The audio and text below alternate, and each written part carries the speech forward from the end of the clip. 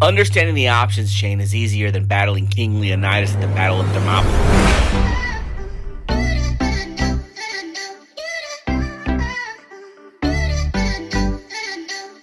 Alright, let's dive into the options chain, a key tool for making informed trading decisions. The options chain lists all available options contracts for a specific asset, including the buy and sell side, call and put side, expiration date, strike price, volume, open interest, change, and contract price. Each row corresponds to the specific contract. If you're buying options, it means you're long an option.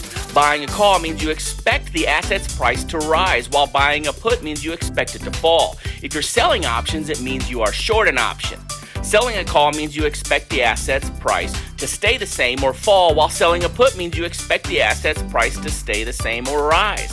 In order to sell calls, you need at least 100 shares of the underlying asset. In order to sell a put, you need enough cash in your account to cover the contract in the event that it gets exercised. What is exercising? If you exercise a call option, you buy the underlying asset at a strike price no matter the current market price. If you exercise a put option, you sell the underlying asset at a strike price no matter the market price. We don't exercise much around here, and it shows. Options contracts have expiration dates. The contracts expire at set dates, so pick one that fits your strategy. If the expiration is the same as the current day, we call that a 0-day expiration, or 0 DTE for short. You can also have 1 DTE or 2 DTE, or sometimes we just say Wednesday or Thursday expiration. If it goes into next week, we'll call it a weekly. If it's next month, we'll call it a monthly. And then we get into some other strategies like quarterly, leap, or triple witching, which we're not going to cover in this session. Open interest shows how many contracts are outstanding, indicating market interest. Volume reflects recent trading activity, giving insight into liquidity. Premium is the cost of purchasing an option, influenced by various factors. Spread is the difference between the bid price, which is the highest buyers will pay, and the ask price, which is what sellers want. A tight spread in options trading indicates high interest. Let's dig into some other information about your contracts. Again, you have the bid and ask price, but now you can see the mark price. Mark price is typically the midpoint of the bid-ask spread, serving as a fair value estimate. The previous close is where the option closed during the last session. High-low reflect the highest and lowest trades, and last trade shows the last price that it was traded at. Now, implied volatility, or IV, represents market expectations for the underlying asset's future volatility, which impacts the option's price. You may see something called the Greeks.